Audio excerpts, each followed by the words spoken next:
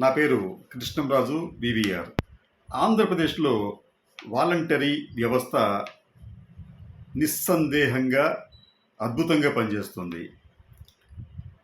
లక్షలాది మందికి దాదాపు 2.60 లక్షల మంది వాలంటీర్లు నిస్వార్థంగా అతి తక్కువ గౌరవ వేతనంతో పనిచేస్తున్నారు. ఈ వాలంటరీ వ్యవస్థ పనితీరును ఇతర రాష్ట్రాలు కూడా ప్రశంసిస్తున్నాయి. కానీ ఆంధ్రప్రదేశ్లో మాత్రం కొన్ని రాజకీయ పార్టీలు, కొంతమంది వ్యక్తులు ఆ వ్యవస్థ మీద బురద జల్లే ప్రయత్నం చేస్తూ వారిని నైతికంగా బలహీనపరచడానికి వారిపై దారుణమైన ఆరోపణలు కూడా చేసిన దాఖలాలు ఉన్నాయి. తాజాగా ఆంధ్రప్రదేశ్లోని ఈ వాలంటీర్లు అధికార పక్షానికి కొమ్ము కాస్తున్నారనే నెపంతో వారు ఎక్కడైనా ఏదైనా ఒక రాజకీయ పార్టీ తరఫున, అంటే అధికార పక్షం తరఫున వారి పక్కన ఉన్నప్పటికీ ఆ ఫోటోలు చూపించి వారిని విధుల నుంచి తొలగించే పనులు కూడా చేశారు. ఇది చాలదన్నట్టు రాష్ట్ర ఎన్నికల సంఘం కూడా, అంటే వారు చెప్తున్నారంటే కేంద్ర ఎన్నికల సంఘం చెప్పింది కాబట్టి మేము చేస్తున్నాం అని రాష్ట్ర ఎన్నికల సంఘం చెబుతూ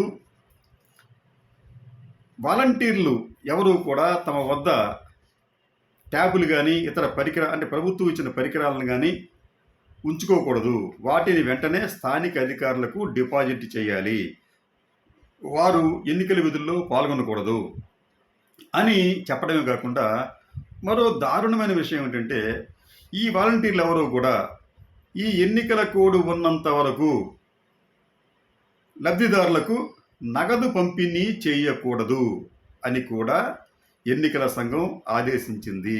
అయితే ఈ ఎన్నికల సంఘం ఆదేశం అనేది గతంలో హైకోర్టు ఇచ్చిన ఉత్తర్వులకు విరుద్ధంగా ఉండటం గమనార్హం. మీకు 2021 మార్చి 3వ తేదీన ఎన్నికల సంఘానికి హైకోర్టు చాలా స్పష్టంగా చెప్పింది. ఏమిటంటే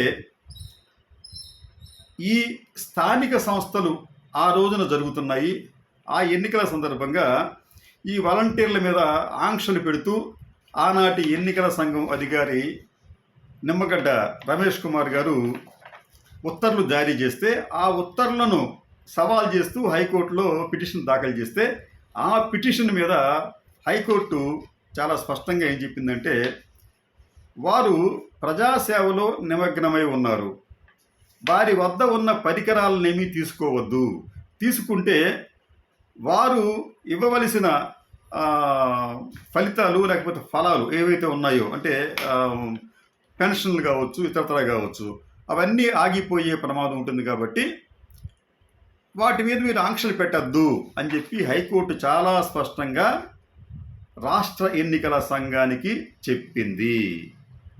అంటే ఆనాడు స్థానిక సంస్థలు ఎన్నికలు జరుగుతున్నప్పటికీ కూడా వాలంటీర్లు తమ విధులను సాధారణంగానే నిర్వర్తించారు. వారు తమ వద్ద ఉన్న ట్యాబులు కానీ లేకపోతే ఇతరత్ర ఎలక్ట్రానిక్ పరికరాలు కానీ ప్రభుత్వానికి సరెండర్ చేయలేదు. వారు పెన్షన్లు కూడా ఎన్నికల సమయంలో లబ్ధిదారులకు అందజేశారు.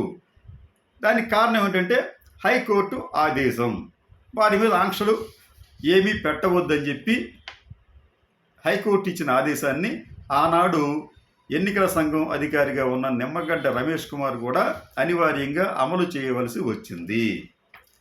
ఇది ఇలా ఉండగా తాజాగా మళ్ళీ ఇదే రమేష్ కుమార్ గారు తనకు ఏదో ఒక సంస్థ ఉందని, ఆ సంస్థ పేరిట ప్రజాస్వామ్యాన్ని కాపాడటానికి ప్రయత్నిస్తున్నానని చెబుతూ ఎన్నికల సంఘానికి ఒకలాగా పెట్టాడు ఆయన. అదేమిటంటే ఈ వాలంటీర్లు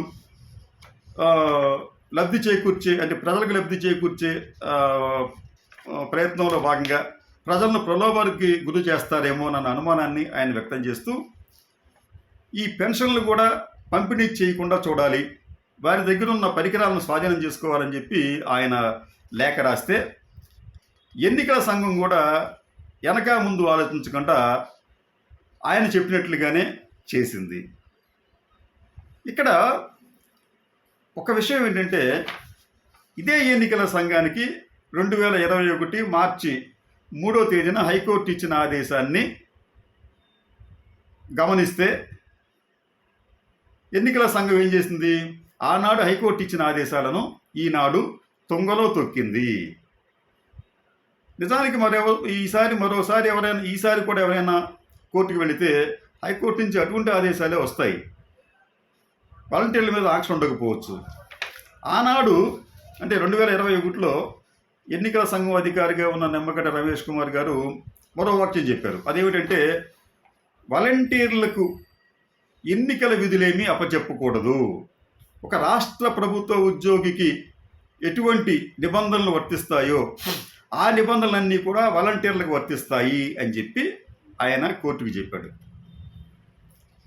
ఈ విషయం కూడా కాస్త అనాలోచితంగానే ఉంది.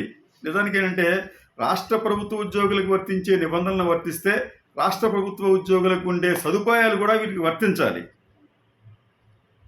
కానీ అవేమీ వర్తించవు. వారికి ఒక పెన్షన్ ఉండదు, గ్రాట్యుటీ ఉండదు, సర్వీస్ రూల్స్ ఉండవు, ఏమీ ఉండవు.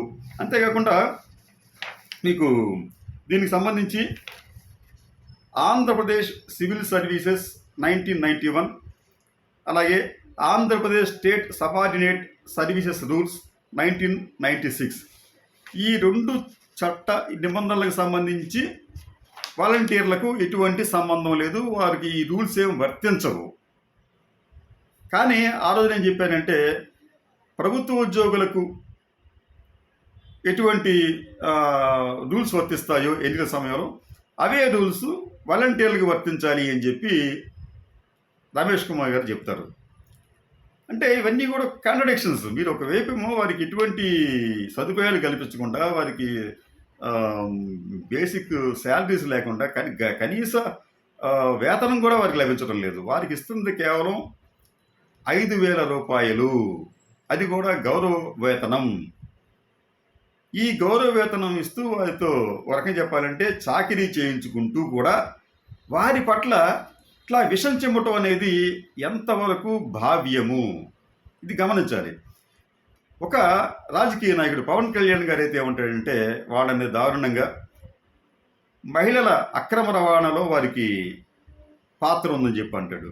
చంద్రబాబు నాయుడు గారు అంటే ఇదేం ఉద్యోగాలు, గోడు సంచులు మోసే ఉద్యోగమా, ఎప్పుడు పడితే అప్పుడు ఇళ్ళకి వెళ్ళి తలుపులు కొడతారు, భద్రత లేకుండా పోయింది అని చెప్పి ఆయన అంటాడు. అంటే ప్రతిపక్షాలకు చెందిన బాధ్యతాయుతమైన నాయకులు కూడా చాలా అది ఇబ్బందికరంగా వారి క్యారెక్టర్ను నాశనం చేసే విధంగా మాట్లాడటం అనేది అత్యంత శోచనీయం. సంఘంలో గౌరవంగా బ్రతకడానికి ప్రతి పౌరుడికి కూడా రాజ్యాంగం ఆర్టికల్ 14, 16, 21లో చాలా స్పష్టమైన ఆదేశాలు ఇచ్చింది. వాటిని కూడా ఈ నాయకులు కాలరాస్తున్నారు. అయినప్పటికీ కూడా వాలంటీర్లు ఏమీ పట్టించుకోకుండా తమ సేవలను తాము కొనసాగిస్తున్నప్పటికీ వారిని ఈ నాయకులు, వారికి అనుబంధంగా ఉన్న రిటైర్డ్ అధికారులు వెంటాడుతూనే ఉన్నారు. ఇంకొక అంశానికి వచ్చేటప్పటికి, ఈ వాలంటరీ వ్యవస్థకు సంబంధించి వారి హక్కులు కాపాడటానికి ఈ నెల 26వ తేదీన 4 సంస్థలు అంటే Andhra Pradesh editors association, Janavahini, Andhra advocates forum, అలాగే మారుతి మహిళా సొసైటీ, ఈ 4 సంస్థలకు చెందిన ప్రతినిధులు ఎన్నికల సంఘానికి ఒక నోటీస్ ఇచ్చారు. ఆ నోటీస్ సారాంశం ఏంటంటే, ఎన్నికల సంఘం తన పరిధులకు మించి వ్యవహరిస్తోంది, తమ పరిధిలో లేని వాలంటీర్ల వ్యవస్థకు మీరు ఆంక్షలు పెడుతున్నారు, అటువంటి ఆంక్షలు పెట్టే అధికారం మీకు లేదు అని ఒక లేఖ ఇచ్చింది. దీనికి సంబంధించి ఎన్నికల సంఘం నుంచి వచ్చే సమాధానాన్ని బట్టి త్వరలోనే హైకోర్టులో ఒక పిటిషన్ కూడా ఆయా సంస్థలు వేయబోతున్నాయి. అంటే రాజ్యాంగబద్ధమైన సంస్థలు తమ ఇష్టానుసారం వ్యవహరించడం అనేది అంత భావ్యం కాదు. వారు ఏ నిర్ణయం తీసుకున్నప్పటికీ కూడా వెనక ముందు ఆలోచించాలి. వెనక ముందు ఎందుకు ఆలోచించాలంటే ఈ రోజున ఎన్నికల సంఘం తీసుకున్న నిర్ణయాలు 2021లో హైకోర్టు ఇచ్చిన ఆదేశాలకు విరుద్ధంగా ఉన్నాయి. అయినప్పటికీ కూడా ఎన్నికల సంఘం ఇటువంటి నిర్ణయం తీసుకోవడం అనేది చేస్తుంది అంటే సాటి రాజ్యాంగబద్ధ సంస్థ పట్ల ఎన్నికల సంఘానికి ఎంత గౌరవం ఉందో మనం గమనించవచ్చు.